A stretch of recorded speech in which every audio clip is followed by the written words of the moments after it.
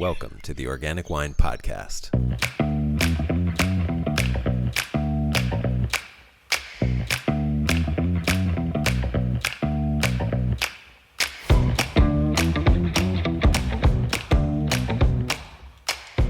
From Los Angeles, this is Adam Huss. Thanks for listening. Reduce, reuse, recycle. This is an important mantra and one that we've all heard and applied in some small or large way at home.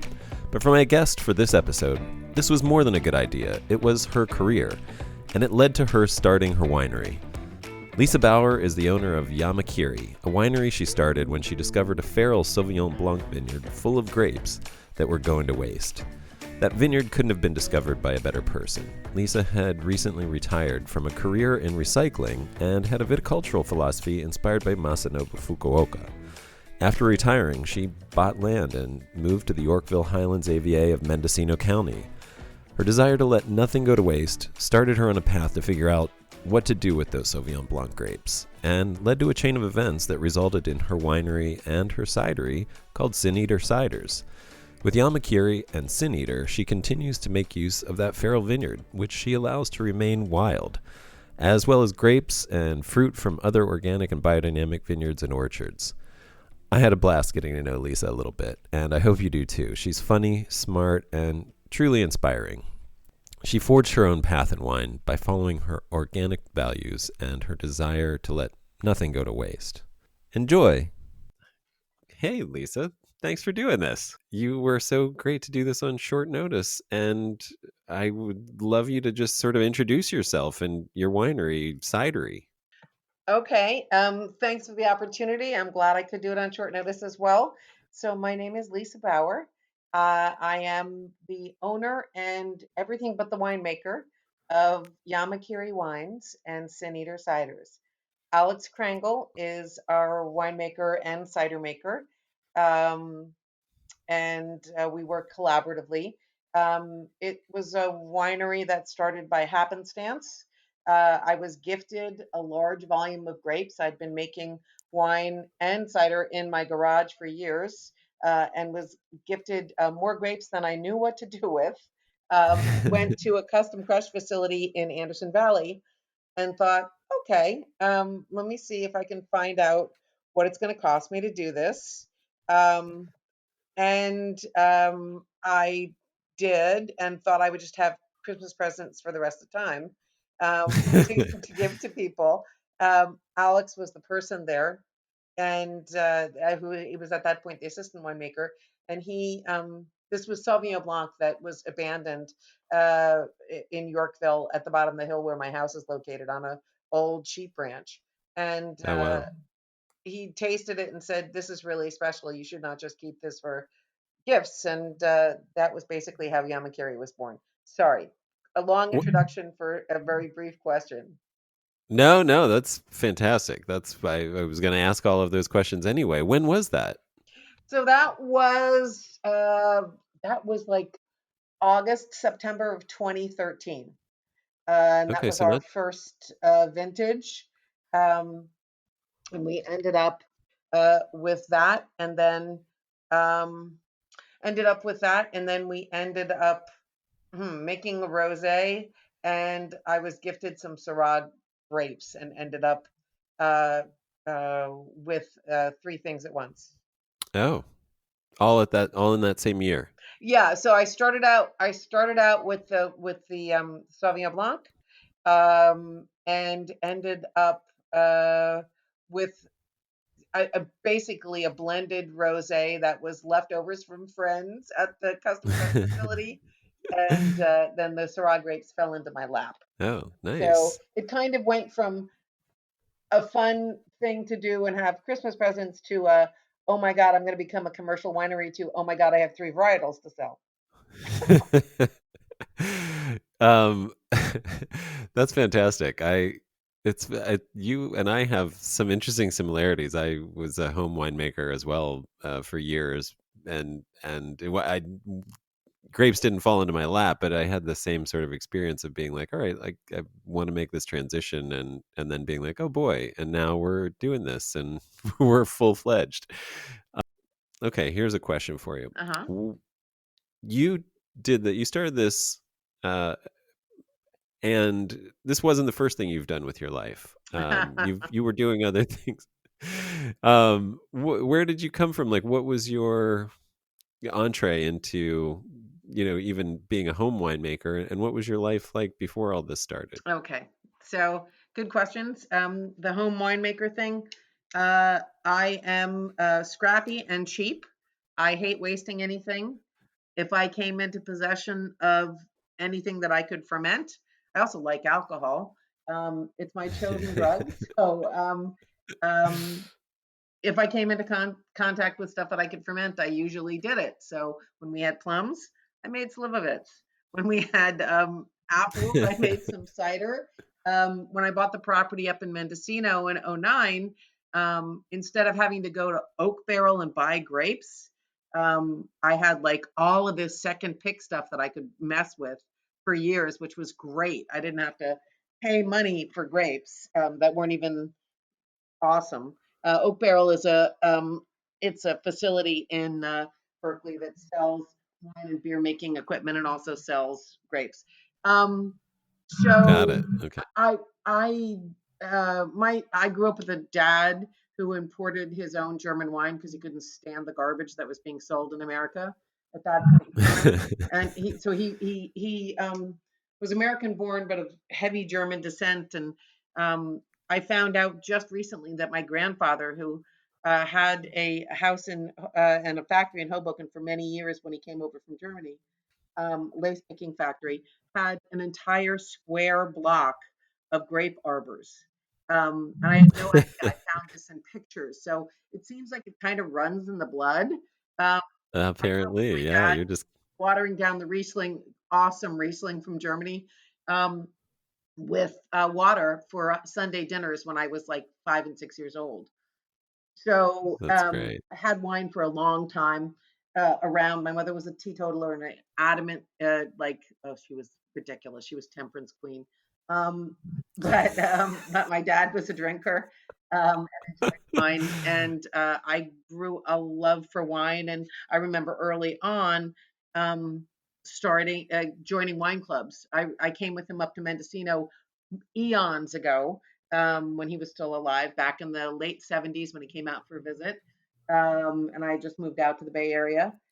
We went up to Mendocino and we drove through Anderson Valley. And the only thing that was there was Navarro. Navarro and Handley were the only two things there that were Wow. open. And we went to the Navarro tasting room, and I actually joined the wine club when I in my 20s, and was a member until my late 40s, actually. It was Wow. great. I mean, it was great because they had Yeah. Edelzwicke and they had a Riesling and they had a Gewurz and they had stuff that was dry and it was relatively decent for America, which was Yeah. like just a godsend for me. Um, Right. but anyway, so that's kind There of sounds like there was some nostalgia attached to those grapes as well for you. there is, and it's a fascinating process to actually work with them, venting them as opposed to dreaming of drinking, um, good German wine. Um, Right. so the answer to the question about what I did before, that's a good one, and it's kind of why I approached winemaking and pretty much everything in my life the way that I do, and that is that um, prior to I retired at 50 from UC Berkeley. Prior to Okay. retiring, I was the campus recycling and refuse manager, and that was the job that I had done for 15 years, and before that, 10 years elsewhere. So basically, I went from waitressing and cooking in my teens and early 20s, putting myself through college, um, to uh, garbage and recycling and source reduction and reuse, up till I was 50, and then I retired. And the sourcing of those first set of Sauvignon Blanc grapes from the bottom of the vineyard, from the abandoned vineyard, was really just an extension of reuse for me. Um, I Yeah. mean, I know the critters have their rights to the grapes, but really, did they need 4.5 acres? No. So I mean, there were a lot that sat and Definitely not. fermented on the vine. So that was basically the connection, the ethos that moved me into what ended up becoming commercial winemaking. That's fantastic. Yeah, that's a great story, and I think from what I little I know about what you do, it sounds like you're continuing to carry that on, where you're finding sort of abandoned and neglected vineyards, or and trying to source fruit from places that just otherwise would go to waste or go back, to be unused for higher purposes, basically. That is true to some extent. I wish I had Okay. more opportunity to do that. Um, the only grapes that I actually get that are that would not otherwise not be used are the Sauvignon Blanc, the ones that I grow now. I took over managing the vineyard and basically maintaining the vineyard. So that's the reason I still have access to them, and it's still relatively wild. I do nothing but I actually don't even mow anymore. I prune and I pick. So there's Right. no water, no pesticides, herbicides, fungicides, no intervention. Nothing happens in that vineyard. It's an ecosystem that I enter and takes, some of the biomass out of and then leave. Um, Wow. so it's really a very unique situation. I wish I had access to more of those. I think other people, I was probably too loud in my praising the concept of, free stuff or cheap stuff from abandoned vineyards, because Could a you lot of other people have started doing that now, and it's harder for me to find feedstock. Um, Yeah, yeah. I Well, and also, now there's frankly, I mean, if anything, 2015 taught me a lesson. So my first harvest was 1.79 tons, I believe, out of a 2.5 acre vineyard, very low yield, but of course it's all dry farmed and it had been wild. So what do you expect? As I've pruned over the years and then picked, my yield has gone up and down. But 2015, when we had no rain, I got 0.25 tons of grapes. So wow. those were the most expensive bottles of Sauvignon Blanc I have ever made. And of course, I couldn't change the price, but they were basically a gift to the customers who had stuck with me. I ended up with, I want to say, 26 cases. Yeah, it Wow. was it Yeah. was it was pretty interesting. So yeah, that's Yeah, that I had a wine that just everything went wrong with. I mean, other than the making of the wine, which it was delicious wine from really great grapes, but then logistics and breakage and all of these things like just went one right after. I mean, anything that could have gone wrong from the time it was made to trying to sell it did go wrong, and I was like, it just became a joke where I was like, well, the price just went up, right. like the price per bottle, like to the point where you're like, yeah, this is the most expensive wine ever made, possibly, like there's no way to other, there's no, it's priceless at a certain Yeah, point. that was my joke about the Sauvignon Blanc. I was like, I should just give this to everyone for Christmas presents because it's an Right. insult for me to even try to get any money on this. It's like pennies on the dollar. I'm like, just leave it alone. But yeah, it's I think that's what they say separates the what is it, the girls from the women, or the boys from the men in terms of who wants to stay in the business.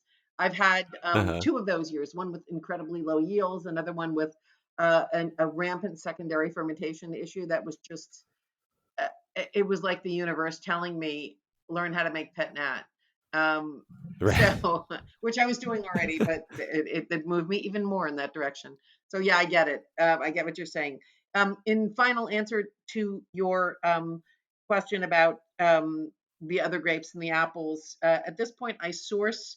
If I don't grow stuff myself, and I did have one other Chardonnay vineyard under my control for a bit, which was fabulous, also abandoned.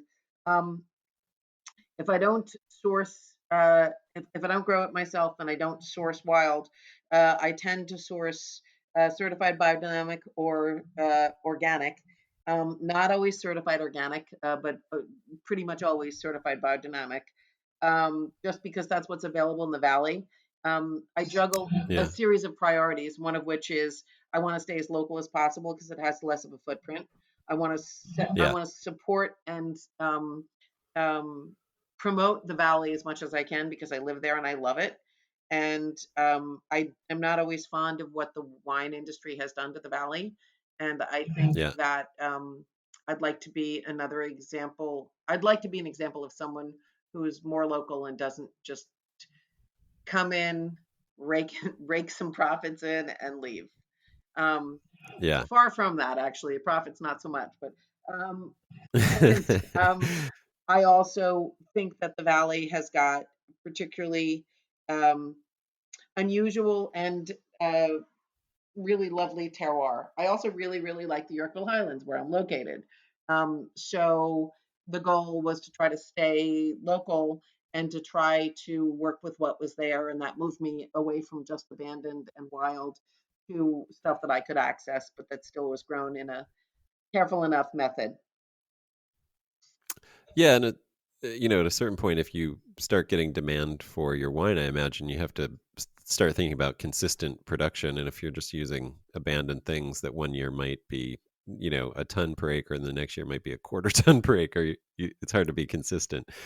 Yeah. Um, you and that, gosh, I have several questions. I want to go back to the first of all about the vineyard, the utter neglect that you farm it with. I say jokingly, um in a I mean I because I really admire that, and I'm just curious, no issues with disease, mildew, like, I mean, is it just, you know the vines get those things but they still manage to ripen grapes? I mean, have you learned anything from just observing Yep. what happens in that vineyard? Yep. Yeah. So that's a really good question. I started working with the vineyard. I had taken all of the classes at Davis that one can take and not be an enrolled student. I did the extension stuff. So I had learned everything that one needed to know about killing the yeast on the grapes by over sulfuring them and irrigating the hell out of them to get a higher blah, blah, blah. And none of these things were possible, or none of these things were things I wanted to do in the vineyard. And I sure I started out mowing with a big heavy tractor and pruning and shoot positioning, and I realized, I was incredibly fortunate. I had a vineyard that did not need any of these things. I don't have any pest pressures, knock wood. But I think part of why I don't have any pest pressures, frankly, is because I am in an ecosystem that I have not manipulated, and I have the luxury of being in that ecosystem because the vineyard was abandoned long enough that it reached this kind of stasis that I then Mm, walked into and was fortunate enough to be able to benefit from and not screw up before I realized that I didn't need to screw with it. That's the real right. answer. If you want the textbook answer, it's that, and this is also the real answer. Alex and I share a love for things Japanese, if you can tell, um, Uh-huh. and very specifically Yamakiri. for the teachings of Masanobu Fukuoka, Yeah. which I read in my 20s when I started gardening in Ohio when I was going to college, and revisited again as I was looking at this vineyard and thinking, why do we do all this caca to this poor vineyard? And then Alex just mentioned to me there was a biodynamic study group and they were reading One Straw Revolution. And I was like, oh my God, I remember that book. And I went back and read it and I was like, okay, here is my litmus test. Here is the vineyard. Let's give it a shot. So Yeah. that stopped me from doing just about anything. Yeah. I take what I call a very Fukuoka approach, which is virtually nothing, um, but a lot of observation, Right. and that has served me really well. All of that said, I acknowledge that I am incredibly lucky. I do not have some of the pressures that other vineyards do, and I've had the luxury of walking into a situation that is not a crisis. Right. It had already achieved some level of Right, balance and dynamic right, balance, basically. right. That's, yeah, yeah. And it's funny, several points of that were, I followed that same sort of path and have read Fukuoka and enjoy him as well. The other question I had from what you had started talking about was just in terms of going back to getting this thing off the ground. It sort of fell into your lap. At what point, if ever, did you think about a business plan, or did you just kind of start to follow, like keep track of the costs and expenses, and well, we got to sell this much for this much, and take it from there, or how did that, from the business side, how did you approach it? So I'm kind of smirking as you say business plan because I never wrote one. Um, Yeah. so this is my retirement. Um, I retired at 50 back in 2010, and I sat in my bathrobe for 2 years, which was fun and really, really good because I had been like an overachiever, and it was really nice to chill. And then I was like, and I'm bored. So I Yeah. realized I needed to do something. And the something that I did was basically I decided to take $40,000 that a relative had given me and throw it at this project. And that was it. And not a penny more. Um, and so um, I have basic business savvy. Years before I worked in recycling, I actually worked at Rainbow Grocery in San Francisco, which is a collective. That's another aspect of Yeah. my life that doesn't really doesn't really directly impact wine, but is a very strong influence in my life, which is working collectively or cooperatively. I had a pretty extensive business experience running Rainbow Grocery because basically, when you're a collective, if you're someone that has an aptitude at something, frequently you end up doing it. So I learned a whole lot about business that my degree from Oberlin in philosophy and environmental ethics did not teach me. So it wasn't that hard. I can run a spreadsheet, I can run QuickBooks, and I didn't have any intention of doing any more than breaking even. To be honest with you, I still have never taken a salary. I don't know what that is. Yeah. I do all the work for free, basically. Um, I know that sounds ridiculous, but it means that I'm in really good wine, which I enjoy and appreciate. That Um, saves a little money, I'm sure. yeah, I I have finally started paying myself for deliveries, at the whatever the IRS allowed mileage rate is. But the irony is that my husband and I are the cheapest workers that Yamakiri wine will ever get. Um, and Alex was paid through the custom crush until that closed. And since then, we've been trading. I take on all of the business aspect of his winery, which is Azola Wines, which you probably saw on the website. And Yes, that's yeah. his deal. And in exchange, he does winemaking for me. So again, we're kind of collaborating. So no, I don't have a business plan. And it probably, if I had thought that this was going to be more than I bumbled into this, let's be honest. I completely bumbled into this. Nor did I have great expectations, nor frankly, and I have to be honest, I'm incredibly fortunate. Um, I, uh, I I inherited enough resources from family, and also saved enough money while I was working that I don't need to worry about paying myself for the um, sometimes more than full time work that I do with Yamakiri. Um, the cost of the wine reflects that. Uh, is it sustainable? No. Is it fun? Yes. Do I make good wine? Yes. Am I happy with it? Pretty much. Nice. Okay. I mean, I'm fascinated by that, and I'm fascinated by the partnership with Alex too. I mean, it's very unusual. I would imagine in a business partnership. Like, where are the lines drawn? How does that work? So that's a really good question. So here's how it started, and here's how it's evolved, and I assume it will continue to evolve. Um, Initially, Alex, as an employee of the custom crush facility, made wine for me with me giving basic guidance on what I wanted, and that was because that was kind of the nature of the custom crush facility. I realized pretty quickly that Alex was a far better winemaker than I would ever be. And kind of spoke with him about it. I was like, how how do you feel about taking more of a stage in this process and being our official winemaker? And he was like, you can do that. That's fine. I'm still an employee of this facility, but anyway, um, Right. it evolved. I ended up basically taking on every other aspect of the winery and of the cidery. Um, besides the actual wine and cider making. Alex was incredibly helpful. Clearly he's in the industry. Frequently, these were his ideas. I do not pretend to any kind of brilliance or insight into choosing varietals besides what I like to drink. So it was his idea. And it was his idea to.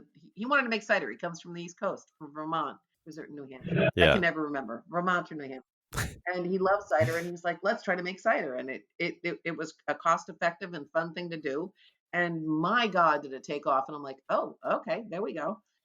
So again, this is just huge bumbling on my part. Alex, as we worked together more and more, and he realized that I really was sincere about the concept of partnering with him, which I don't think he had been interested in or really thought was possible initially. It takes working with someone for a while to kind of get it. We have very similar work ethics, and also very similar approaches to life and many other things. Hmm.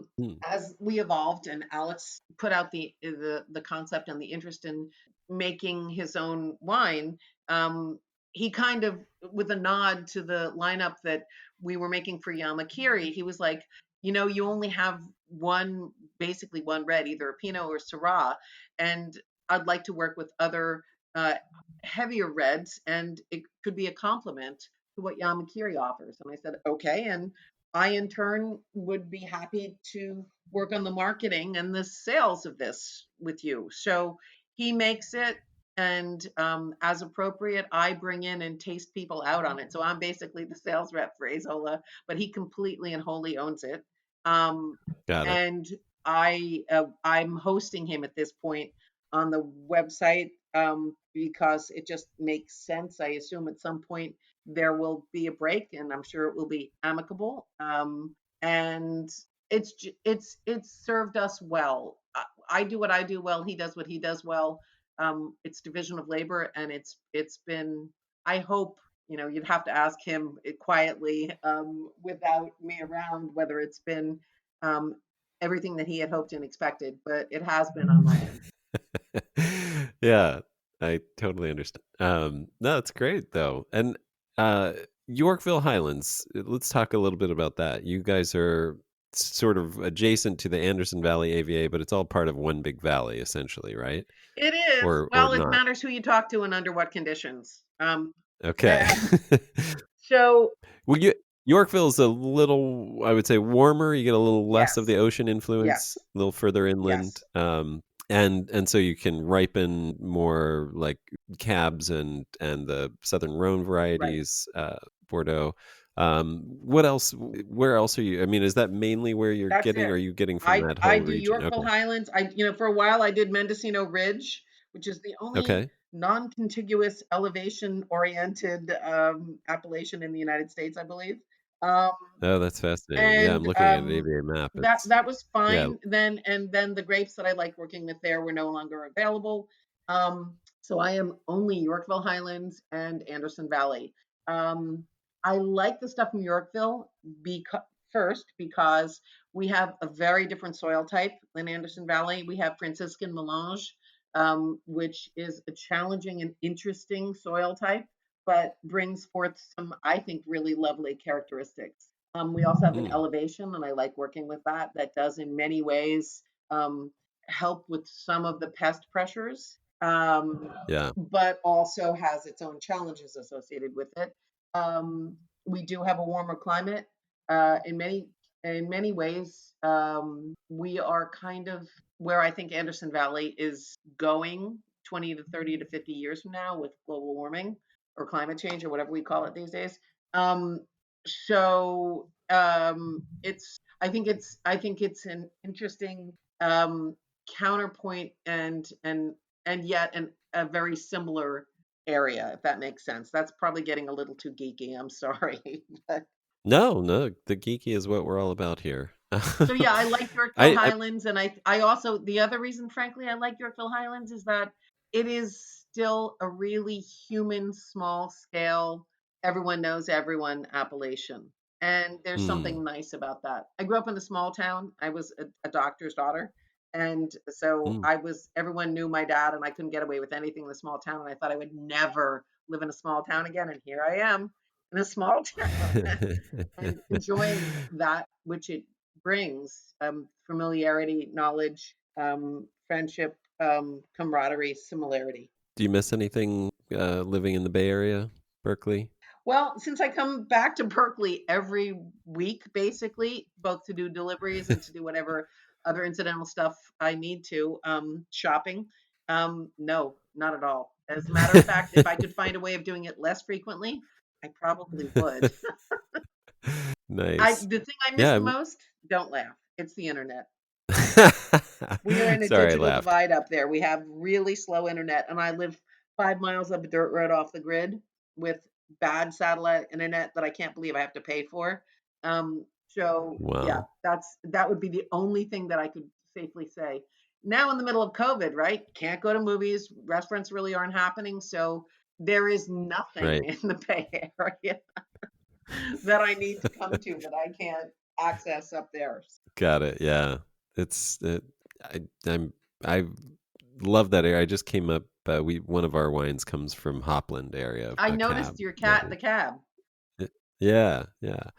And it was my first time exploring around that area. It's beautiful. And it has that sort of the thing that I love about Northern California where, it's gorgeous, but it also feels rugged and isolated at the same time. It's kind of just you feel like grapes had to have come from a place similar to that. Just this sort of I don't know, everything about it is gorgeous.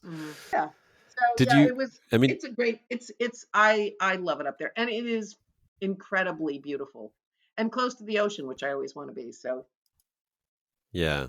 Did you plan to uh grow wine when you were looking for property? I mean, did you plan to like was a wine any wine even at a home style level part of the plan for yes, the property? it was. Okay.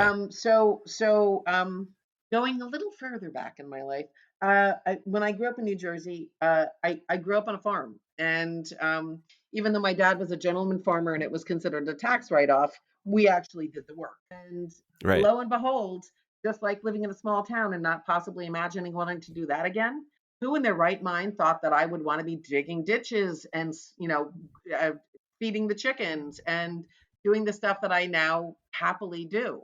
Um, Right. so I'm, going back to my roots. I figured that if I was going to pay for grapes and I was somewhere where it was a relatively reasonable appellation and I could grow grapes, why wouldn't I want to grow grapes? So that was in my mind. Um, Yeah. the more I got up there, the more I looked at the soil profile, which is in many ways on my property ridiculous. The only water that I would have that would be realistic is boron heavy, the point where Oh wow. the vines really would suffer. But Right. everything else was perfect. And also, the soil composition is so heavily magnesium that the amount of modification that it would take to make it work for grapes is such that it wouldn't have been a jump in and do it right now. I wouldn't have had success in 3 to 5 years being happy that I had stuff on the vine. So that was kind of why Right. I started looking to the vineyard at the bottom of the hill, on the private road that I'm on, um, and the rest just kind of fell into place. I Nice. have grown a few vines. They don't do well on our property, so it's fine. I mean, there's many things that you juggle when you decide to try to buy property, and if the vine Right. part fell off, it's okay. Right. That soil is that called serpentine? The It one is. that's Franciscan magnesium? melange is Yeah. very, very heavily serpentine in areas. Well, so the whole melange thing is means a mix. From what I understand, it's Right. accreted sea terrain from millions of years ago. So you get these pockets of weird, different chemical things in it that are, and Yeah. literally from foot to foot, you can get them. Um, Oh, so it's wow. a very, very odd, weird kind of potentially fabulous growing area. There's a winery or a vineyard just 2 properties away from me, who is on they're at like 2,400 feet, and he is growing Rhone varietals. Halcon is the name of the winery, um, and he is growing Rhone varietals, and they're struggling in the soil, and let's face it, there are some aspects in which that is exactly what you're looking for to get the characteristics out of the grape that are more fun to work with. But Yeah, I imagine with like the really vigorous, Grenache and Syrah, that would probably be, a nice sort of yeah, counterpart, yeah, the like a, limiting thing factor to keep that works with limiting it. factor, right? But for me and Pinot and wanting to do whites, I was not sure that I had the right, and I'm also much lower, and I've got a slightly different situation than he does in different waters. So anyway, it was an intention. It ended up not being the reality. That's okay. There are a lot of grapes out there. I also have to say that as climate change has reared its head in more realistic ways, as I was actually crunching numbers and looking at putting in a vineyard, and I had always intended to put in a vineyard. I was either going to do Pinot or Nebbiolo. I was hoping that I might have the right situation to do a Vermentino, or maybe even Albarino. I just realized that the return on investment is so sketchy with the water situation that we're looking at up there, that it Right. doesn't make financial and economic sense. It doesn't make ecological sense either, um, Yeah. to really do that when there are grapes out there. There's so many good grapes out there. Right. So it's the reality of looking at what you're doing versus the romance of having a vineyard. um, Right. so, and I got to be like a grandparent with the Sauvignon Blanc vineyard. I didn't own it, but I completely ran it, managed it, and yeah, it's a lot of work. Even if you do very little, which is what I do, it's a lot of work. So, I am not hellbound and determined to put grapes in the ground. In that soil. Fabulously. Same. Interesting you bring that up. There are 3 fruit that do really well there. Um, the property that we bought had an orchard that had been cut down at the direction of the real estate agent who sold the property to us, because he Ugh. thought that whoever bought this would be a hobby winery person or a hobby vineyard grower. And I wanted to cry when I heard that. They left 1 apple tree and 2 chestnut trees, which are fabulous and do really well. Um, Wow. but the other trees that we planted, it's kind of a joke. I've got peaches, I've got pomegranates, I've got persimmons, I've got plums, I've got quince, I've got walnuts and pistachios, and I'm just going through the rows and trying to see if I've lost any cherries and nectarines, and I got to tell you, and apricots. And the only thing that does not have horrible pest pressures uh, is the apples and the quince and the plums. Everything else Oh. is suffering at best, I think would be the way to put it. Wow. And Even yeah, persimmons and I don't have the weather. wow. I'm at 1,800 feet. So Got it. even though Yeah. I have hot summers, I don't have enough of the weather that you need to get the ripening that you want. Got it. So Got it. Yeah. I laugh because when we went from the first year that we made cider, we had apples that we fell into, and I had a bumper crop of quince that year. And so without having much discussion about it, I was like, Alex, do you have any thoughts about quince? And he's like, bring them down. And they all went into the cider. So it was actually apple Yeah. quince cider. And it was less than 5%. So we didn't necessarily feel like we needed to talk about it. But yeah, there was But there it's was that there was magic quince from our ingredient. property in there. Nice. Yeah, we did the same thing with And pears. Actually, we were gifted a bunch of pears, and we made a perry. And I ended up with a few pears from my tree. They went on. So yeah, it's there's a lot of fruit in that valley. So the valley, Anderson Valley, has had all these interesting subsequent waves of agricultural development. So we had the Native Americans who, clearly did a better job than we did at land management. And then initially we got hops growing, hence the term hopland. And hops right, was the thing that was grown besides sheep in the valley for a while.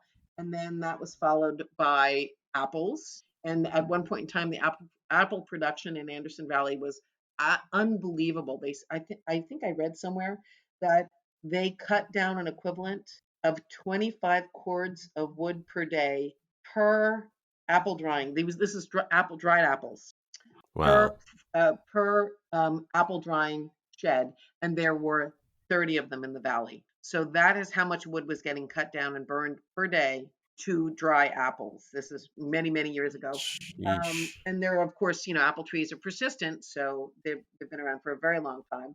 Um, and right, then, of course, we had the redwood. Everyone cutting down the redwoods and all the logging that went um, on.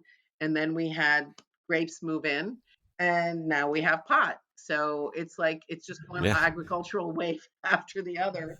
And the question is, where are you in the progress of the wave? Are you at the head of it? Are you at the end of it and getting the sloppy seconds? Anyway. So, Sineater. um, yep, It's Alex. it's ours. It's I ours. mean, Okay. if you want to know who owns it, I own it. Okay, And got it. who pays the Yeah, taxes? I pay the taxes. But got it it. was very much Alex's idea, and I think he opened the Instagram account for Sin Eater, and we've never figured out how to transfer it over to me. So I don't really care. I mean, we're singing under the same hymnal. It doesn't matter. Right. Um, so I'm fine with that. I probably should be more worried about ownership, but I'm not. Um, So I'm so guessing the name alludes to like the Garden of Eden and eating the forbidden fruit kind of thing. interesting you should bring that up. So Alex, God bless him, is an interesting and dark soul who spends hours thinking about weird, convoluted stuff like this. He had heard the term sin eater and did some research, and loved the name and proposed the name and was like, we have to use this name. And um, initially I thought it was, there's the double entendre. There's not only apples, the original sin. By the way, they believe that the original tree was a quince tree, not an apple tree, but we won't go there. Um, Given the And here I thought it was location pomegranate. but anyway, um, th- so that's the one. That's one of the meanings. But the other one, sin eater, is the actual story of what a sin eater was, and I can do this relatively quickly. Here's my understanding of a sin eater. Um, in I believe it's Appalachia or the southeastern hills of the United States. Back in the day, when there was really not easy transportation, people took horses places. People lived in the hills, and if you were dying or gravely ill and likely to die, um, there was a desire to have some kind of religious, person there, or some way of absolving your sins at its most basic level, um, either last rites or a confession or whatever it was that your particular religious flavor was interested in. Um, and because people were so remote, they did not always have the minister have the luxury of getting there before the person died. A construct was developed apparently in these hills that had to do with finding another way to absolve sin. And it went like this. There was someone in the town, uh, whether chosen or just self-appointed or designated, I don't really know, but they were basically the quote unquote sin eater. Um, and what they did is at night or in cover of darkness or when no one knew or whenever it was an appropriate time, the whoever was dying or at that point possibly dead would be laid out. They'd put a plate on the stomach of the person. They put a piece of bread on the plate. There was a belief that the sins would leave the body of the person and migrate into the piece of bread. The sin eater was the person who came to the house knowing that there was someone dead or dying and ate the bread, thereby removing and absolving the dying person or dead person. I Right. would not want to be that person, Yeah, no that matter how bread hungry I wouldn't. was. Bread doesn't sound very appetizing. No, Um, did they then have to go purge themselves in some they way no one to? talks about that, and I'm sure that there's like Yeah, I the wonder. next story, right? But Right. yeah, I would hope that they would because that I can't even imagine. Talk about two classes of Right. citizens. They so anyway, Doug's my husband, sorry. Alex really liked the story and liked it so much that he was not taking no for an answer. Yeah. And so we decided that I was like, okay, let's go with it. Fine. And it's really resonated. What ended up being kind of like this difficult, weird thing to explain to people has actually ended up becoming something of interest that people seem to. I don't know why, but it's fascinating and it's a pretty good story. So Yeah. No, it's Alex was well, right, I was wrong, which is so frequently the case. well, I'm a religion major, so I'm a sucker for anything Ah, related. So yeah, not religious, but studied it. got it. I Got think it. I think that goes hand in hand. Yep. No, I get it. So that's ended up Well, tell becoming me. anything with carbonation, and that includes the Pet Nat and the Pet Nat Rosé, as well as the Got it. So Perry that's and all. all of That the apple ciders. and where are you getting your fruit? I know Filigree Farm is one. Yep. Is that the main source? No, well, it varies from year to year. So that's a good question. Okay. Um, Green Farm, I just have to stop for a moment and do just a little blurb on Green Farm because they are a fabulous supplier. They are an oasis of earthly delights in the middle of Anderson Valley that no one knows about and that I wish more people knew about. But yeah, it's a certified biodynamic farm.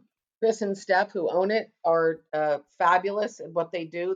She's the brains and the brawn and the organization, and he's the mad scientist, and it's a great combo. His, Love it. but they he loves apples and fruit of any kind. He has, I want to say, does he have like 15 or 20 varietals growing regularly? So I mean, he's got stuff like Cox Pippin and Smokehouse and a Ribston Pippin and Sierra Beauty and Maiden's Blush. And I mean, his varieties of apples are fabulous and all really, really excellent to work with. And because he packs out for food production, he doesn't have a number two and a number three kind of market. So he would routinely sell me his apples number twos, or actually, yeah, they were number twos, and he'd sell them to me at a number three price. God bless him. So I was using fabulous apple stock to make apples. The first year I did actually, did I do five? No, I did three. I did three separate varietals. They were varietal specific apple ciders, which was really Mm, fun. But no one seemed to really care. It was fun for me, but like the public was like, really good apple cider. I'm like, no, that's Sierra Beauty apple cider, or that's Smokehouse apple cider, or that's and they were like, yeah, yeah, yeah. And I'm like, okay. So that and it was a lot of work keeping everything separate and fermenting everything separately. right. The next year we worked with Phil Green and we just started blending. And honestly, I get why old apple cider makers blended because you really do get phenomenal characteristics that work well Mm, together as you blend. So worked with Phil Green for a few years, and then um, Phil Green got another a buyer who bought a lot of apples, and they became scarcer and more expensive. So I pivoted, and Alex and I went down one of the roads in Anderson Valley, which had a lot of old apple orchards on it, many of which were abandoned, many of which people then built houses on and just let the orchards be. And we knocked on doors and called people and FaceTime or Facebook hit them via Facebook and said, "So, could we harvest your apples and either pay you or trade you for cider?" And people were incredibly gracious and were like, "Yeah, sure, just take them." So we did. So we have one cider that was literally made with abandoned and wild apples from Ornbaum Road. Um, and that's what it is. It's, they're just, it's just whatever apples came in, the russeted, we got, we're very lucky. There's really pretty good quality fruit there. So we didn't have a whole lot of number threes. It was number ones and number twos, and cider with that. So we work sometimes with filigree. Sometimes if we can find, going back to our roots of wild and abandoned. Um, so I it's love what's that. available that year. I will also say that I also buy all of my Pinot Noir from Filigree, and I buy Pinot Gris from Filigree and Pet Nat with. So I'm not just into them for apples and sometimes pears, but also a lot of grapes, and their grapes are also. Well, and you're making some non-traditional ciders or non. Yeah. Yeah, you're just doing some interesting things, right? You're hopping some cider. You're blending with So yeah, or that is more of let's go back to the bumbling aspect here. I'll give Alex credit. I'm sure he thought all of this through and was really, really concise and careful in how he let this all develop. But bottom line is the regular cider we made, the varietal specifically made, and then the next year we tried the hops because I don't know whether you know this, but um, for many, many, many years, cider makers have used hops, small amounts of hops, as a preservative and as yeah, I guess it's predominantly a preservative in cider. It's a pretty common thing. And as we were both researching cider, we learned more and more about it and realized, oh wow, people have been using hops forever in making cider. It's one of the elements that they don't always list, but it's, and it doesn't need to be particularly prevalent if you don't want it to be, but it is a flavor well, I profile that imagine. people like. So we actually Yeah, I did a Citra imagine. Amarillo, really heavily hopped cider that smelled like pot. It was outrageous. And it was really good and people really liked it. So we kind of stuck with that. But we actually hop every cider that we've got to a much lesser degree Oh, for a small okay. amount of Well, preservation because we don't do anything else with the apples. They're literally off the tree. It's native yeast, it's native fermentation, and I'm not putting any preservatives in it. So if hops will give me that little bit of preservation to get me so that I'm not passed out after 9 months, then I'll take it. And I like the crispness of it as well. I like the flavor profile it brings. You're also probably well, referring to the co-ferments, and they yeah. are that was a I'm going to be honest with you, it was a complete mistake. Or actually, it was laziness. It was laziness. We were Hey, well, pressing apples that needed to be pressed, some Sierra Beauties. laziness is the mother of It invention, I so think. totally is. Are you kidding? Are you seeing a theme here? Um, so the bumbling lazy person. So we had Sierra Beauties that we needed to press. It was late in the afternoon. We had pressed the Albarino off of the stems earlier that day. It was still in the press. We needed to do the apples. We wanted to go home. I looked at Alex. Alex looked at me. He was like, "You need to clean the press." I was like, "No, you need to clean the press." And we looked at each other and we're like, "Screw it." And we just dumped the apples in to the pumice, the Albarino pumice. We're like, it's Yeah. fine. And multiple things happened. Um, it was the best cider that we ever made. I sold out within like 3 weeks. I was like, oh Mm. my God. And not only that, but instead of having to buy rice hulls, which I don't like as a bulking agent, because basically when you're pressing fermented apples, it's like applesauce. It doesn't press well. Hmm. It's you Right. need a bulking agent. And voila, the seeds and stems and skins of the grapes, which are fabulous at giving us the capacity to bulk and then allow juice drainage more elegantly. We got, I think, 30% higher yield, a whole different flavor Wow. profile. We didn't have to clean the press out but once. And Most yeah, importantly. no, it was such a happy mistake. Um, Yeah, that's and once awesome. we realized that that was a good thing, we were like, okay. So then we've since done Gewurz, Sauvignon Blanc, Pinot Noir. Trying to think what else. Do you Albarino. have a favorite of any of Say those? it again. Do you have a favorite of Oh, the any Pinot of your? Noir. Oh my God, it is the best. Really? Well, so Ugh. I mean, I love the tannic profile of the Pinot Noir against the tannic profile of the apples. Yeah. And it's pretty. It's I laughed. I was doing a tasting with a store that I sell to, and the person who was tasting with me was a millennial, and she's like, "Oh my God, it's millennial pink," and I'm like, "Is that a thing? Is that?" That is a I have thing. no clue That's what. so great. Anyway, apparently it's millennial pink, but it's really tasty and really delicious, and I love the hints of the strawberry and a little bit of the Oh, that's vegetal so sense that comes with the Pinot Noir mixed with the apple. It's just I love it. It's my summer jam. and It's this what I is drink all summer. that sounds fantastic. And this is all it's already like so you've already made wine straight, like normal Pinot Noir wine from those grapes. You've pressed them and now you're adding the apple juice to the pressed grapes. Is that always the way you do it Yep. now? So here's the theme again, Okay. right? Reuse. I Yeah. mean, That's it makes fantastic, sense. right? You don't want to overpress any of your grapes because you don't want those characteristics. You want to go relatively gently. Right. And yet there is so much still left in the grapes that if mix something else and spin it and bulk it out, you're going to get more juice. So we figured we've done enough analysis to acknowledge that it's about 90% apples and about 10% grapes. Got it. Yeah. So let me ask you something about making cider. You're talking about throwing the apples in the press. Have they already been crushed point or That's a good question. So we do apples in a kind of old school way. So everything that we get comes in. We do not wash it. We do not. I basically go through every apple with a knife and clean out stuff that's nasty because I don't like funky cider. I like clean cider. Which yeah, is when we did 5 tons one year. Oh my God, was I over it? it's a lot of I work. never wanted to look at another friggin' apple in my life. But anyway, there were good results. So, and then we had, Sounds like you also shouldn't laugh at this.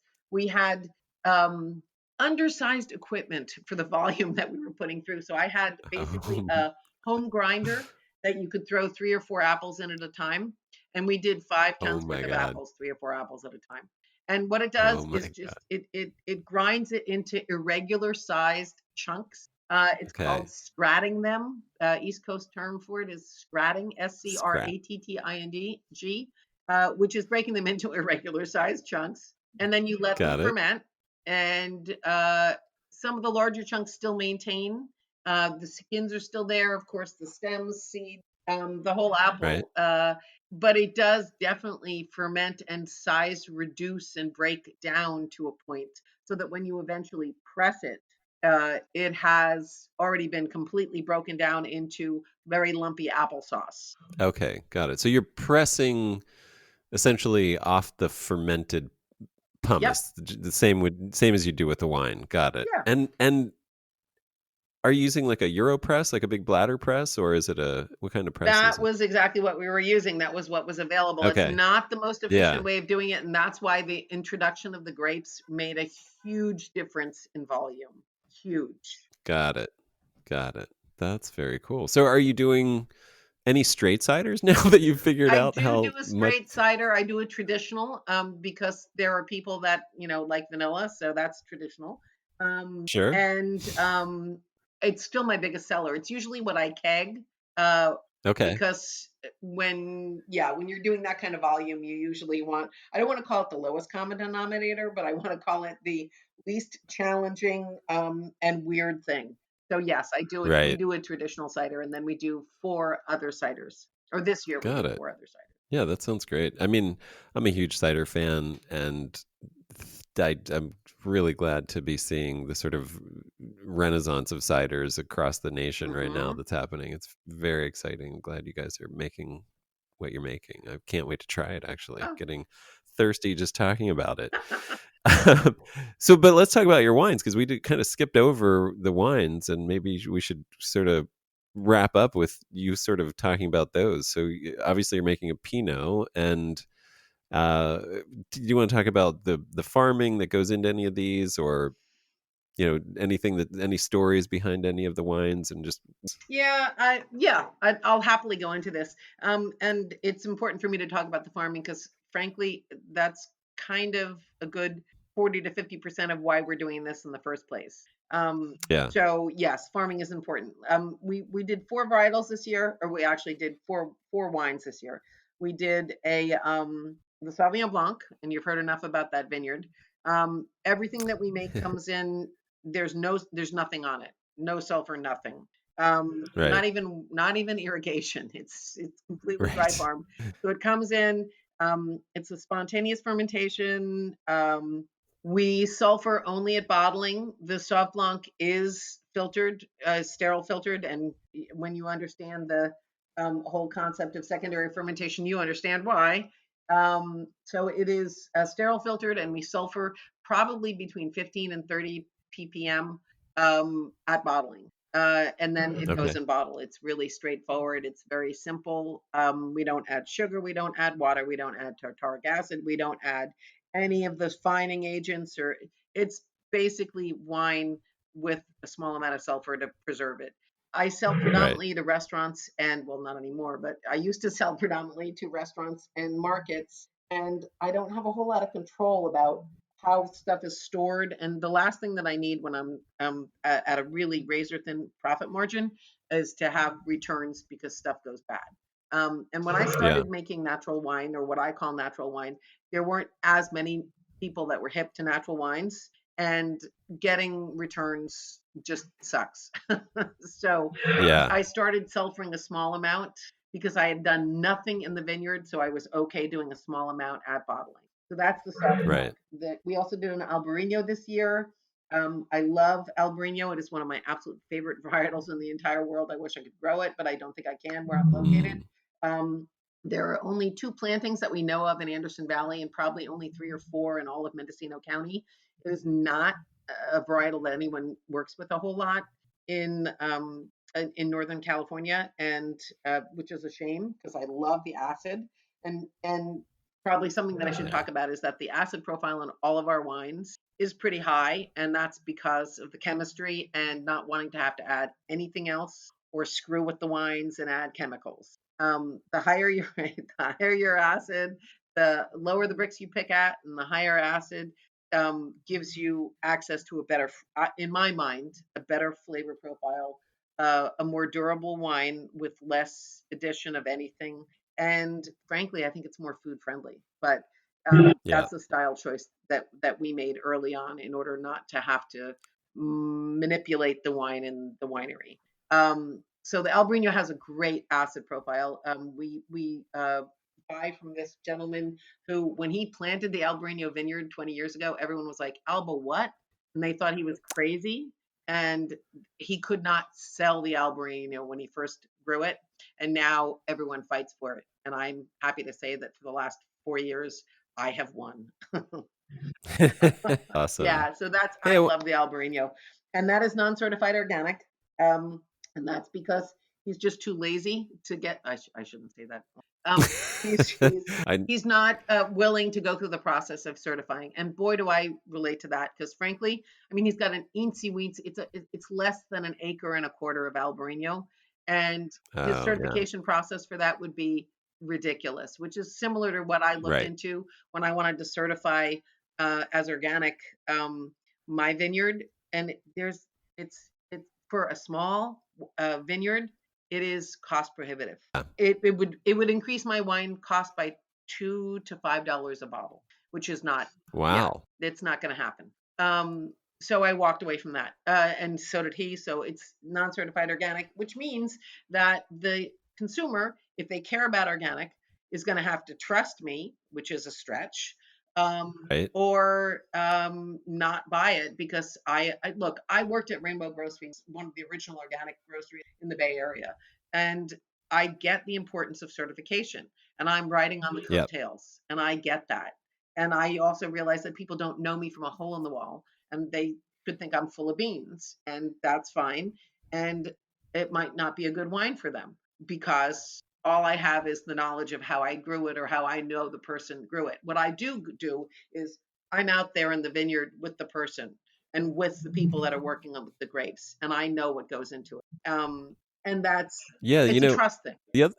The other thing that I would say that is an unknown resource to most people is the publicly available pesticide use Yep, reports that I've actually yep, discovered recently and have written an article about it because I think it's an amazing thing that California does, where any grower who wants to grow has to report every pesticide that they put on their crop, right, whether it's grapes or lettuce, right, and they have to report that every time they use it. right. And there is a public database going back to the 70s of every pesticide that's been put on every crop in the entire state of California. And it And is so if you want, it's formidable. That's a formidable it tool if is. people knew about it. Yeah, and I mean, there are some hoops to jump through. You have to contact the county of wherever the producer lives and ask for the records for them for the, however many years you're interested in finding out. But they send you a spreadsheet and you can see it all listed, and you can see if they're lying about, having used nothing that would have violated the organic certification, even if they aren't certified. So, I mean, it doesn't mean that they don't have to put in like, fertilizer if they're using a non organic fertilizer, obviously. Like if they wanted to use ammonium phosphate or whatever, they could. But, and that's not in there, but at least you get a sense of, are they spraying pesticides Right, that are bad right. or not? Are they true to their word in that sense? So I think, the more and more I've been relying on that because I've been purchasing grapes and looking at potential things like that. I want to find out if I can trust people, and I don't trust people either. So I get that side of it as well. But yeah, that so there you go, Yeah. just it out No, there. it's a fabulous resource, and I actually have used it. It's only precluded me from purchasing one year one set of grapes, but that was valuable. So and then just to Yeah. finish, I make a pet nat out of Pinot Gris that's certified biodynamic grapes from Filigree Farm, Mm, and I make a Pinot Noir out of only Pinot Noir from Filigree Farm. So um, most of what I nice. make is it's either wild, non-certified organic, or certified biodynamic. And with the Right. apples, the same is true. They're either wild, or again, with Ornbound Road, we talked to everyone and asked them what they used when they were growing. So it's in that sense, it's because they're homeowners. It is their word. But I would like to think that people are pretty honest about what they're using. And then when we source from Filigree, of course, everything again is certified biodynamic. So I'm comfortable enough with the growing mechanisms and the growing techniques that I can look people in the eye and say this is where stuff comes from, and this is what I think it contains. And you be the judge. You decide if that's what you want to do. Right. Yep.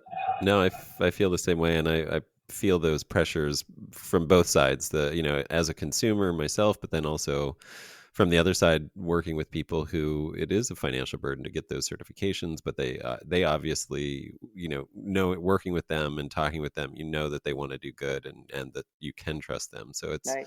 it is that dual sided Right. thing. Right.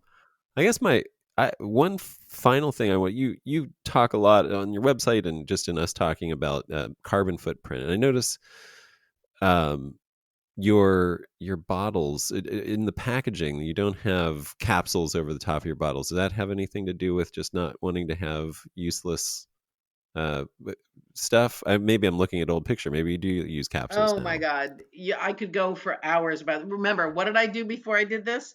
I was Exactly. the That's what. recycling person. It's one of the reasons that I still keg wine, even though it is one of the Yeah. hardest things to market and sell, because unfortunately, a lot of people who keg and sell wine are selling pretty bad wine in keg. Right. I have to be honest. And as a result, there are a lot of people trust keg wine, and the stuff I put in my keg is the same thing that goes in the bottle. There's no like, Yep. oh yeah, that's the garbage wine. Put it in the keg. So it's but I mean, if I could sell everything in keg, I would die and go to heaven. I have talked with, I'll Yeah. tell Me you too. about how many Yeah. markets I've talked to about doing growlers. I'm like, come on, man, put in a system, get Yeah. the argon push, put in a system, do growlers. It's fabulous. All of Europe, right? You go to Italy, you go to a winery, you bring in your demijohn. It's called sfuso. It means loose wine. You decant. It's a fabulous way of getting really reasonable wine in large volumes so that you don't feel like you're, breaking the bank every time you're pouring another glass. Um, and it's the ultimate kind of reuse. It Yeah. kills me all the bottles that go through. Yeah. Believe And me, just, if I could figure out a way to not do the cork, if I could figure out a way how to not do the label, yeah, I wish. I wish. It has been one of my it's the conundrum. And it is hard for me sometimes when I look at the palette of glass that comes in when I've got a bottle. It just kills me yeah. because I'm like, oh my God. And I have to be honest with you, when I first started making wine, when I make my own wine, I scrape labels and wash bottles. And Yeah. and that is a challenge and a commitment in and of itself. Yep. And I thought I was going to do that when I went commercial, and it was probably like the fifth or sixth case, and I'm like, okay, I'm not doing this. Yeah, no, I know it's the demands of commercial. It is heartbreaking, and the same thing. I know it's like, I mean, I've made a point to source the lightest bottles possible that I can find, but it's still a lot of glass. Right. And yeah, yeah, But if you don't do glass, if you do plastic, if you do aluminum, then you've got right, other potential contamination that flies in the yeah, face of growing stuff organically. So, I mean, what I look at and what I think about and what I harken back to is that when you really, in the final analysis, what you really need to do is be as local as possible, with as little transportation as possible, the most efficiently as possible, and reuse those bottles if you can for something else. yeah. Become a home winemaker and just reuse your commercial bottles for your home Yeah. wine. So, Well, thank you so much, Lisa. It's been honestly a delight to talk to you, and I can't wait to try your stuff. This happened so quickly, I haven't even had a chance to. But again, your wines, as you say, aren't available. Can we get your cider anywhere? so you're in Southern California. Um, the cider is not easy to get down there. Okay, Vinocity I'll have to come up. Selections carries my wines, and they have, yeah, it's Vinocity or like Vino City Selections. Okay. Um, they're available in some markets. They were available in a lot of restaurants. I don't know what he's doing now. God bless him. We're all reinventing ourselves, and in the middle of the pandemic. But you're gonna have to wait till you come back up here to try the ciders. I'm sorry. All I don't right, have enough. I all right, really don't have. So basically, I sell to where I drive. right. So I mean, I know that sounds horrible, but I've avoided like selling stuff in Sacramento because I'm like, I'm not driving to Sacramento. Screw that. Um, and it Everything. varies. I started out about like at 130 cases, and I have been as high as 1,400, and I'm now down to about 800. And Okay, that's a pretty comfortable area. I'm 60 years old, and I have a back that is like, yeah, I think I can move 800 cases a year because you move every case 3, maybe 4, right? So I'm like, right. yeah, Yeah, I think that's probably enough. So that's pretty you get much your where I'm at exercise for with the that. year. But That's yeah, great. the you're gonna have to come up here for this. You let me know when you come up. I'll fix you up with Well, some now I wine. have a reason to Now you have come. a I'm reason, and excited. it's beautiful. It is. It is. Yeah. I know. I might have to move there at some point myself. Um, well, thank you. Do you want to please mention your website and Instagram channels Oh or God. Yeah, I whatever? know. I should do all Sorry. this. You can tell I'm like a yeah, I should be better at marketing. So the website is www.yamakiriwines.com. And I don't well, my Instagram is just Yamakiri Wines, I think. And then Alex has Yeah. Sineater Ciders. So um Sineater if you put Ciders. in Yeah. Yamakiri, it's a weird enough name. You'll get it. Uh, you'll find it. There's very little Yamakiri out there. So um Yeah. What does Yamakiri mean? it's funny. Normally, that's the first question I get. Yamakiri is Japanese for foggy mountain, which is we have a Oh, very foggy mountain. We have this weird weather system where we're at, where we get intense sun and then a lot of fog. Not unusual to the rest of the valley. And I chose, instead of calling it foggy mountain wine, um, I chose the Japanese in deference to, again, Masanobu Fukuoka, and his teachings and book One Straw Revolution, and an approach to farming that we hope to emulate and support and announce to the world as best we can.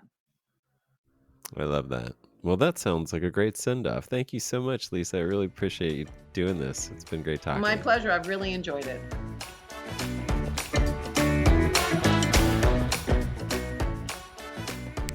Thank you so much for listening.